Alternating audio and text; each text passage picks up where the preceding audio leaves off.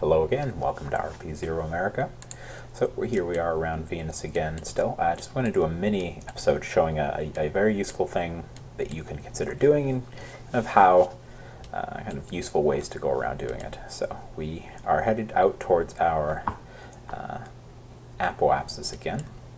So I've set my periapsis so it's within the atmosphere a bit. If you recall, the atmosphere for Venus starts at about 145 in RSS, and so we're a bit within that. So let us time warp until we are a lot closer. There we go. And so we're going to be using the atmosphere of Venus itself to decelerate us. Let's make sure we've actually got this lit. Yep, all right. So you can kind of quickly you can see the current orbital parameters of this Venus satellite. So we've captured. It's just a very long orbit. It's basically double what you see there, right? Because we're fairly close to the periapsis, and so the total orbital period is nearly 2 days, Earth days.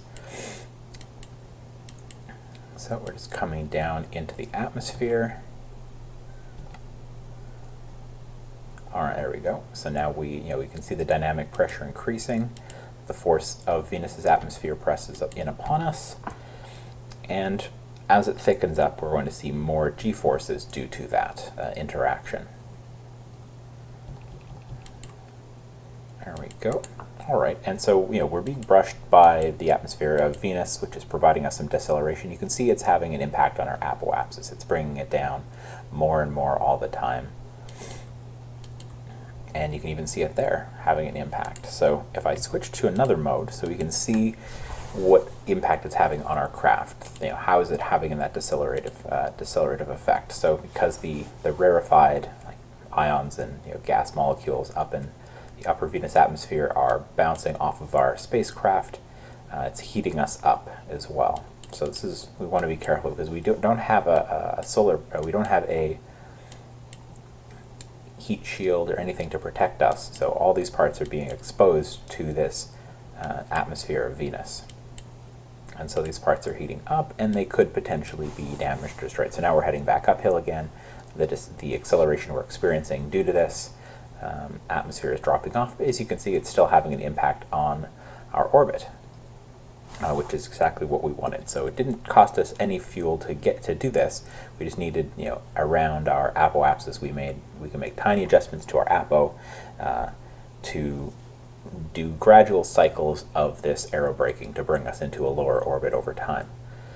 So let's just get out of the atmosphere now that we're headed up.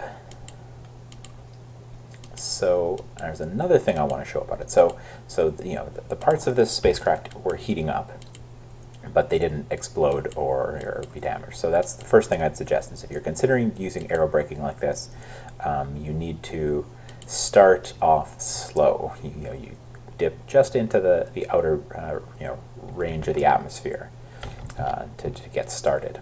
It's better to do too little aerobraking per cycle, as long as you've already captured. If you do a propulsive capture or something, use something else for capturing, and then you can do cycles. So another very useful thing is trajectories. I haven't actually tested it with KSP in 1.2 or even maybe in a long time in 1.3, but here you can see. So here I'll just limit it. So it is showing our actual next path, and when we cycle back in, it's predicting that's what we're going to aerobrake into. That'll be our next orbit. And if you increase the number of max patches, there we go. And it even looks like it's trying to make an estimation for how much deceleration we would see depending on how we're oriented, because the area of the spacecraft that's exposed to the atmosphere has an effect on how much braking you see. So it's showing us that with many more cycles of aerobraking, it'll bring us down into lower and lower orbits. So another thing worth looking at is with trajectories on, it's showing us the little arc. This is the kind of area of the atmosphere and the bit of time in which we're going to be in the atmosphere for aerobraking. And as we get into lower and lower orbits, that's going to be a longer and longer segment. So if our concern is heat build up in the parts during aerobraking, exploding, damaging parts of our craft, or the longer of a period you're in the aerobraking, the more impact it's going to have, and as the more circular the shape gets, the larger this red strip where we're within the atmosphere is going to be. So you really want to keep an eye on that. But these predictions are really handy for telling you, with my current periapsis, is this going to destroy my craft or not?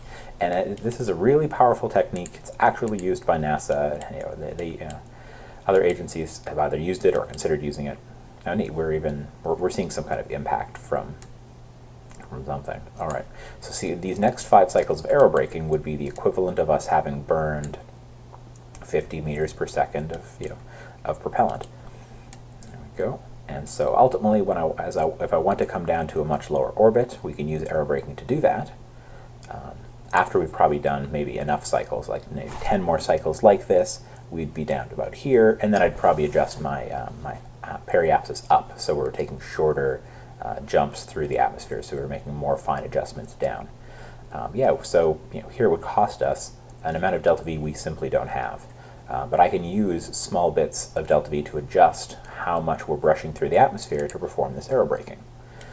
So I think all of that is really interesting, really cool. So I've kind of shown you how you can use it, how I used it, how to be mindful in using aerobraking, etc. So that's just what I wanted to do with this mini episode. And one other cool thing is if you turn on, let's see, complete doesn't do anything from what I can tell. It's useful for landings, I think. Body fixed mode, there we go. And I don't think trajectories has a button in here, so you'll have to have Blitzy's toolbar to be able to pull it up here. So if you don't know how to make the buttons for this, by the way, configure visible buttons, and it'll show you a list of, various mods which are kind of configured to make use of this Blitzy's toolbar. Because this was made a long time ago, long before we were able to add mod buttons in here. So some mods that just haven't adjusted over to that, or still use Blitzy's toolbar. And I use it for smokescreen to actually adjust the plume. You can actually change the configurations of the plume on the fly. And that's how you can refine what a rocket plume looks like in game without spending a ton of time. So body fixed mode is really neat. It's showing us basically how, from the perspective of the surface of Venus, our orbital path is going to change. Because Venus doesn't rotate very fast. Each of these days, Venus rotates a little bit below us, and so that's why, from the perspective of the body fixed mode, it'll look like we are processing like that, or we're moving along like that. Even though from this perspective we're not, because it's the planet that's rotating below us. From the perspective of the ground, the spacecraft appears to be moving along. All right, so I think that's sufficient. That's kind of everything I wanted to show off. So thanks for watching this mini episode of RP-0 America, where we demonstrate aerobraking with our lovely little craft at Venus. Thank you for watching. Goodbye.